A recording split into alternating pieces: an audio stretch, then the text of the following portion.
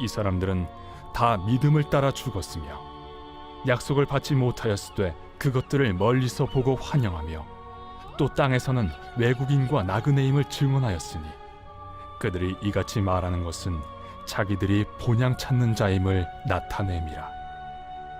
그들이 나온 바 본향을 생각하였더라면 돌아갈 기회가 있었으려니와 그들이 이제는 더 나은 본향을 사모하니 곧 하늘에 있는 것이라. 이러므로 하나님이 그들의 하나님이라 일컬음 받으심을 부끄러워하지 아니하시고 그들을 위하여 한 성을 예비하셨느니라. 아브라함은 시험을 받을 때 믿음으로 이삭을 드렸으니 그는 약속들을 받은 자로 돼 그 외아들을 드렸느니라. 그에게 이미 말씀하시기를 내 자손이라 칭할 자는 이삭으로 말미암으리라 하셨으니 그가 하나님이 능히 이삭을 죽은 자 가운데서 다시 살리실 줄로 생각한지라. 비유컨대 그를 죽은 자 가운데서 도로 받은 것이니라.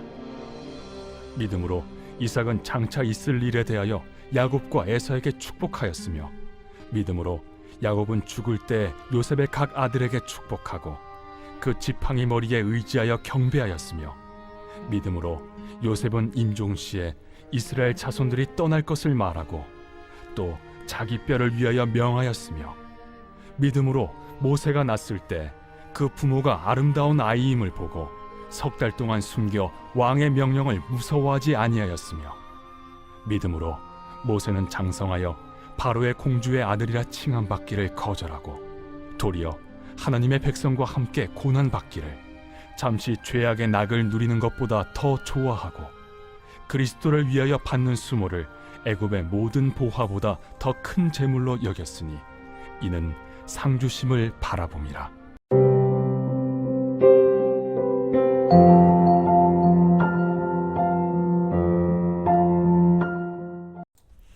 여러분 반갑습니다. 오늘도 큐티로 여는 기막힌 하루입니다. 본 말씀 히브리서 11장 13절부터 26절의 말씀입니다.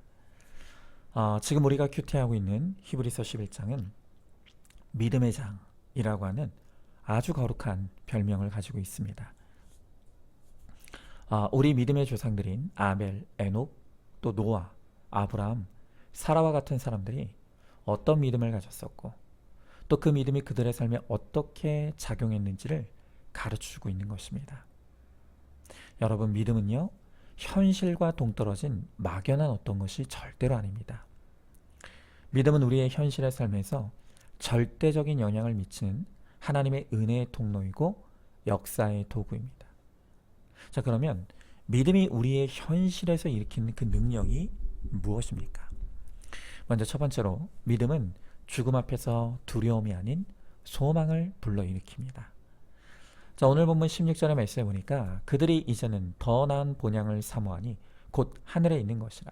이러므로 하나님이 그들의 하나님이라 일컬음 받으심을 부끄러워하지 아니하시고 그들을 위하여 한 성을 예비하셨느니라 그랬습니다. 자, 성경은 죽음에 대해 가르쳐 주시기를 이 죽음은 죄의 결과라고 말씀하고 있습니다. 원래 하나님의 창조 세계에는 죽음이 없었습니다. 그러나 너희가 선악과를 따먹는 날에 정령 죽으리라는 이 하나님의 경고를 정면으로 무시한 인간은 결국 이 죽음을 값으로 치르게 되었습니다. 여러분, 그래서 믿는 자나 믿지 않는 자나 죄인인 인간은 반드시 죽음을 맞이하게 되는 것이 피할 수 없는 운명입니다. 그러나 믿는 자와 믿지 않는 자 모두 죽음을 맞이하지만 가장 결정적인 차이는 죽음 이후에 기다리고 있는 영원한 운명이죠. 참 이상합니다. 이 세상에 사는 모든 사람들은요, 국적과 인종과 성별을 초월하여서 모든 사람들은 다 죽음을 두려워합니다. 심지어 저희 아이들도요, 죽음에 대해서 제대로 가르쳐 주지도 않았었는데 이미 어릴 때부터 죽음이라는 단어를 듣는 것만으로도 눈물을 뚝뚝 흘리고 두려워하는 것을 보았습니다. 여러분, 죄인인 인간은 이미 본능적으로 죽음 이후에 어떤 운명이 기다리고 있는지를 압니다. 그래서 죽음을 본능적으로 두려워하게 되어 있는 것입니다. 그러다 보니까 사람들은 어떻게든 죽음을 피하려고 하고, 피할 수 없다면 어떻게든 늦추어 보려고 하는 것입니다. 자, 여러분, 우리나라 속담에요, 굉장히 의미 있는 속담 하나가 있습니다. 그게 바로 산개가 죽은 정승보다 낫다라는 말입니다. 여러분, 이 속담을 보면요, 사람들이 사후 세계를 어떻게 인식하는지를 잘 보여주고 있습니다. 여러분, 이 세상 사람들에게 소위 말하는 저승은 현재 세계보다 못한 것, 두려운 곳, 무서운 곳입니다. 그래서 사람들은 죽는 것을 죽기보다 싫어하는 것입니다. 자, 그런데 오늘 본문 16절을 다시 보시면 성경은 예수 그리스도를 믿는 우리에게 죽음 이후의 세계에 대해서 어떤 곳이라고 가르쳐주고 있습니까? 성경은 죽음 이후에 믿음의 사람들이 가게 될 그곳이 이 세상보다 더 나은 본향이다 라고 가르쳐주고 있습니다. 정말 할렐루야입니다. 여러분, 하나님께서 이 땅에서 믿음을 끝까지 지키다가 죽은 자들을 위해서 한 성을 이미 예비하셨다고 합니다. 여러분, 예수님도요, 요한복음 14장 2절에서 장차 부활 후에 승천하실 것에 대해 말씀하실 때 이런 약속을 주십니다. 내 아버지 집에 거할 곳이 많도다. 그렇지 않으면 너희에게 일렀으리라. 내가 너희를 위하여 처소를 예비하러 가노니 그랬습니다. 여러분, 믿음은 하나님이 우리를 위하여 예비하신 더 나은 곳, 한성, 또 처소에 들어가는 열쇠입니다. 여러분, 그곳은 이 땅과는 비교할 수 없이 좋은 곳, 아니 완벽한 곳입니다. 그곳은 눈물이 없고요, 아픈 것이 없고요, 다시는 곡할 일이 없고, 또한 죽지 않는 곳이라고 합니다. 여러분, 반면에 지금 우리가 사는 세상을 한번 보십시오. 이 땅은 아픔이 있고 슬픔이 가득하고 눈물과 탄식이 넘쳐나는 세상입니다. 무엇보다 죽음이 다스리고 통치하는 세상이 바로 우리의 세상입니다. 여러분, 이 세상에 죽음이 있다는 것이야말로 지금 우리가 살고 있는 이 세상은 영원한 우리의 거처가 아니라는 증거이죠. 그런데도 사람들이 이런 고통과 눈물이 가득한 세상에서 하루라도 더 살려고 하는 것은 이 세상이 좋아서라기보다는 죽은 다음에 가게 될 지옥에 대한 이 본능적인 두려움이 있기 때문인 것입니다. 여러분, 그렇다고 한다면 우리가 더 이상 죽음을 두려워할 필요는 없는 것입니다. 물론 죽음으로 가는 과정 가운데 겪는 고통과 아픔은 두렵습니다. 저도 그 과정은 생각해도 두렵습니다. 그러나 믿음의 사람에게는 죽음으로 가는 과정에서 겪는 고통조차도 이 죽음의 고통이 아니라 부활의 새 생명을 얻기 위해 겪는 산고의 고통입니다. 그러니 그 고통조차도 우리 믿음의 사람들에게는 소망이 있는 것입니다. 여러분, 이제 우리는 믿음의 눈으로 죽음을 다시 해석하며 바라봐야 합니다. 다시 16절을 보면 그들이, 즉 믿음으로 살다 죽음을 맞이한 사람들은 더 나은 본향을 사모한다고 했습니다. 맞습니다. 죽음은 믿음으로 살아가는 우리에게 사모해야 할 사건입니다. 왜냐하면 죽음을 통과해야 더 나은 본향, 천국, 하나님의 나라가 예비되어 있기 때문입니다. 그러므로 우리 믿음의 사람들에게는 죽음도 사명입니다. 그리스도 안에서 잘 죽는 것은 살아서보다 더 큰 영향력을 가집니다. 어떤 유산보다 더 값진 것이 우리 자녀들에게 하나님이 살아계시다는 것을 죽음을 통해 보여주고 또 천국도 보여주는 죽음입니다.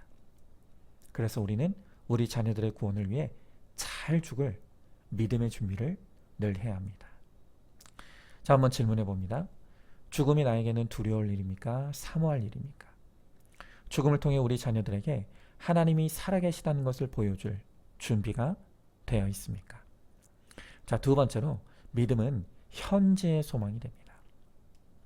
자, 오늘 본문 17절부터 19절의 말씀을 보니까 아브라함은 시험을 받을 때 믿음으로 이삭을 드렸으니 그는 약속들을 받은 자로 돼 그 외아들을 드렸느니라. 그에게 이미 말씀하시기를 내 자손이라 칭할 자는 이삭으로 말미암으리라 하셨으니 그가 하나님이 능히 이삭을 죽은 자 가운데서 다시 살리실 줄로 생각한지라. 비유컨대 그를 죽은 자 가운데서 도로 받은 것이니라 그랬습니다. 자, 오늘 성경은 이 믿음이 아브라함에게 어떻게 작동했는지를 보여주고 있습니다. 아브라함은 아들의 죽음이라고 하는 가장 비참한 현실을 맞이했습니다. 그런데 놀랍게도 아브라함은 부모보다 자식이 먼저 죽을 수 있는 이 절대절명의 상황에서 소망을 잃지 않았다는 것입니다. 어떻게요? 그가 수많은 연단과 훈련을 통해서 지금 이 상황이 자신의 믿음을 확인하시려 하시는 하나님의 시험이라는 것을 알았기 때문입니다. 늘 아브라함은 아들 우상의 죄를 넘지 못했습니다. 그리고 그 죄의 결론으로 수많은 문제와 고통을 겪어야 했습니다. 그러나 이제 믿음의 훈련을 통해 아들 우상을 회개하고 넘어서게 된 것입니다. 이 아브라함에게는 하나님을 믿으면 하나님이 약속대로 어떻게든 책임져 주실 것을 믿었습니다. 그래서 그 믿음이 가장 절망적인 상황에서도 소망을 주었다는 것입니다. 여러분, 그렇습니다. 우리 인생의 가장 비참한 고난에서도 우리가 하나님의 말씀 앞으로 나가면 말씀이 우리의 고난을 해석해 주십니다. 고난을 해석받고 회개하는 자에게 하나님은 가장 비참한 현실에서도 반드시 구원과 거룩이라는 열매를 맺게 하시겠다고 약속해 주시는 것입니다. 그리고 이 약속의 말씀을 믿는 모든 사람에게는 소망이 넘치게 되는 것이죠. 여러분, 지난 20년 동안 그 세계 최강국이라고 불리는 미국에서 가장 많은 사망자를 낸 두 가지 비극적인 사건이 있었습니다. 그 하나가 9.11 테러이고 또 하나가 바로 코로나19입니다. 자, 그런데요, 이 두 큰 비극이 일으킨 공통된 사회 현상이 하나가 있었습니다. 그것은 9.11 때와 코로나19 때 모두 성경책 판매가 급증했었다는 사실입니다. 9.11 테러가 났을 때 미국 내에서 성경의 판매가 57%가 증가했었다고 합니다. 그리고 코로나19가 창궐했을 때는 무려 143%가 증가했다는 것입니다. 왜 이렇게 이 두렵고 절망적인 상황에서 이 미국인들이 성경책을 찾았는가? 이에 대해 한 전문가는 말하기를, 성경책 판매량이 증가한 이유는 사람들이 말씀 속에서 희망과 회복을 찾기 때문이다 라고 했습니다. 여러분, 그들은 가장 절망적인 상황에서 희망을 찾을 수 있는 바로 그 원천이 말씀 속에 있다고 믿었다는 것입니다. 여러분, 이런 것을 보면 미국이 타락했다고 하지만 아직도 기독교 국가로서 소망의 씨가 남아있는 것 같습니다. 여러분, 그들은 이 대재앙 속에서 재앙의 이유를 알 수 있는 유일한 지혜가 성경 속에 있다고 믿었습니다. 또 성경 속에 이 재앙으로부터 구원 얻는 길이 있다는 것을 막연하게나마 알았다는 것입니다. 맞습니다. 여러분, 성경은요, 살아계신 하나님의 말씀입니다. 우리가 고난 가운데 말씀을 펴면 내가 겪는 그 고난의 이유와 목적을 하나님이 가르쳐 주십니다. 고난은 해결보다 해석이 더 중요합니다. 말씀을 통해 내 고난이 바로 내 죄의 결론이라는 것을 깨닫게 되고 회개하여 돌이켜 주님을 만나고 믿게 되면 비로소 그 고난 가운데 구원의 꽃이 피고 열매를 맺게 된다는 거예요. 구원을 얻기만 하면 모든 사람에게는 소망의 문이 열리게 되어 있습니다. 여러분, 여전한 방식의 예배와 큐티가 있는 사람은 아무것도 두려워할 필요가 없습니다. 왜냐하면 그 말씀이 반드시 우리에게 소망을 줄 것이기 때문입니다. 자, 한번 질문해 봅니다. 지금 내 인생이 비참하고 소망이 없다고 느껴지십니까? 그때 이 절망을 소망으로 바꾸기 위해 어디에서 도움을 구하고 있습니까? 오직 말씀 안에 내 고난의 이유와 소망을 얻는 비결이 있다는 것을 알고 내 고난을 가지고 말씀 앞으로 가서 큐티하시기 바랍니다. 자, 마지막 세 번째로 믿음은 갈등하고 거절할 수 있는 용기를 불어넣어 줍니다. 자, 오늘 본문의 23절, 24절의 말씀을 보니까 믿음으로 모세가 낳았을 때 그 부모가 아름다운 아임을 보고 석 달 동안 숨겨 왕의 명령을 무서워하지 아니하였으며 믿음으로 모세는 장성하여 바로의 공주의 아들이라 칭함받기를 거절하고 그랬습니다. 자, 방금 읽은 성경 구절을 보면 모세의 부모와 모세의 믿음을 조명하고 있습니다. 자, 먼저 23절을 말씀해 보니까 모세의 부모는 이스라엘 가운데 태어난 모든 남자아이를 죽이라는 왕의 명령을 무서워하지 않고 거부했다고 합니다. 여러분, 우리는 구원을 위해 질서에 순종하라는 명령을 듣고 있습니다. 그러나 그 순종은 무조건적인 맹종을 의미하지 않습니다. 때로는 구원을 위해 우리가 갈등하고 싸워야 될 때도 있다는 것입니다. 특별히 무조건 좋은 게 좋다고 일시적인 화평을 지키려고 하면 본질적인 화평을 이룰 수가 없습니다. 개인도 가정도 어떤 공동체도 거짓된 화평은 깨져야 합니다. 그래야 진짜 화평이 오는 것입니다. 청주에는요, 청주 여자교도소가 있습니다. 거기에 여성 무기수 45명이 있는데요. 이들을 대상으로 조사해 보니까 반수가 남편을 살해한 죄로 들어왔다고 합니다. 그리고 그 다음으로 많은 경우가 부모, 형제, 자매, 친척, 애인 순입니다. 여러분, 남자는요, 사람을 죽여도 주로 남을 죽이는데 여자는 살인의 90%가 가족이라는 것입니다.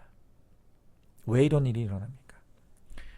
여자의 3대 죄악이 시기, 질투, 교만, 죄다 마음으로 짓는 죄악입니다.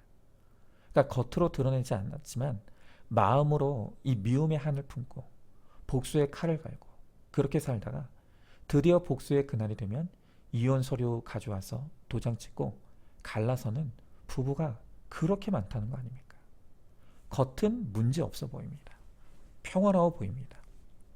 그런데 그 속에서 소리 없는 전쟁이 일어나는 것입니다. 여러분, 왜 그렇습니까? 인간적인 화평을 원하면서 가족에게 집착하고 기대하기 때문에 기대했던 것만큼 분노하고 죽이고 싶을 정도로 미워하는 것입니다. 여러분, 사람을 통해 거짓된 화평을 이루고자 하는 것은 결국 깨지게 되어 있습니다.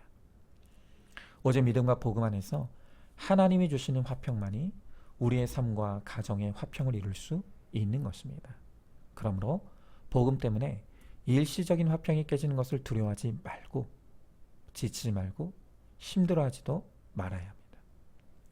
복음으로 화평을 이루기 위해 일시적인 화평을 생각하지 말아야 합니다. 여러분, 이어지는 24절에 보면 모세는 바로의 공주의 아들이라 칭함을 받기를 거절했다고 합니다. 그러니까 우리가 구원을 위해서 좋은 것이라도 거절하고 포기해야 될 것들이 많다는 것입니다. 여러분, 특별히 우리가 구원을 위해 반드시 내려야 될 것 중에 하나가 바로 자녀에 대한 집착입니다. 사실 부부는 혈육은 아니죠. 부부는 이혼해서 안 보고 살기도 하지만 그러나 자식만은 끝까지 지키려고 하는 것을 볼 수 있습니다. 그만큼 핏줄에 연연하는 것이 인간의 본성입니다. 여러분, 그래서 이 구약시대의 자식을 우상의 제물로 바친 흰놈의 골짜기가 지옥과 어원이 같습니다. 무슨 말입니까? 자식에게 집착하고 성공만 부추기다가 부모도 자식도 다 지옥을 사는 것입니다. 그래서 문제는 없고 문제 부모만 있다고 하는 것이죠. 공부도 내 욕심으로 시키고 결혼도 내 체면을 위해 시키기 때문에 모든 자녀 문제의 배후에는 문제 부모가 있습니다. 결국 자녀와의 진정한 화평도 주님 안에서 나의 욕심과 집착을 거절하고 내려질 때, 또 하나님께서 내 자녀를 책임져 주신다는 믿음으로 맡겨질 때 이루어질 수가 있는 것입니다. 한번 질문해 봅니다. 부부간에 구원을 위한 진정한 화평을 이루기 위해 거짓되고 일시된 거짓된 화평을 거부하고 있습니까? 내 자녀를 내 욕심의 도구로 삼으려고 하고 있지는 않습니까? 내 배우자보다 내가 더 문제이며 문제아는 없고 문제 부모만 있다는 것을 인정하시고 회개하시기 바랍니다. 자, 오늘도 12월 6일 보석 상자입니다. 나의 구원의 이야기를 날마다 반복하는 것이 우리의 구속사이고 우리의 간증입니다. 나의 출애굽 이야기는 죽을 때까지 날마다 해도 부족합니다. 툭 치면 나오는 나의 출애굽 간증이 있어야 합니다.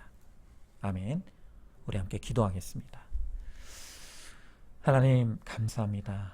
오늘 이 히브리서 11장을 통해서 하나님은 우리의 믿음이 우리의 삶에 구체적으로 어떻게 작용하고 작동하는지를 보여주고 계십니다. 하나님, 믿음은 죽음을 두려워하지 아니하게 하고 오히려 사모하게 한다고 합니다. 왜냐하면 믿음을 가진 우리들에게 죽음은 끝이 아니라 더 나은 본향을 여는 문이기 때문입니다. 또한 믿음은 현재의 소망이 된다고 말씀하십니다. 주님, 우리가 어떤 고난에서도 믿음으로 말씀을 펼 때 하나님께서 내 고난을 해석해 주시고 회개하게 하시고 회개하는 자에게 베풀어 주시는 구원의 소망을 얻게 하신다고 약속해 주십니다. 또한 믿음은 갈등하고 거절할 수 있는 용기를 준다고 합니다. 하나님, 우리가 믿음으로 이 거짓된 이 세상의 화평과 싸울 수 있게 하시고 또한 내 욕심과 야망을 거절하고 내 자녀들을 영적 후사로 하나님께 드림으로 하나님, 우리가 진정한 소망으로 나아가는 우리 모두가 되게 하여 주시옵소서.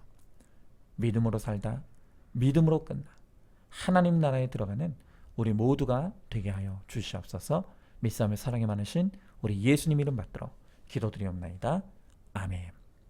오늘도 큐티로 기막힌 하루를 살아내는 하늘가족 공동체 우리 모든 성도님 되시기를 주님의 이름으로 축복합니다.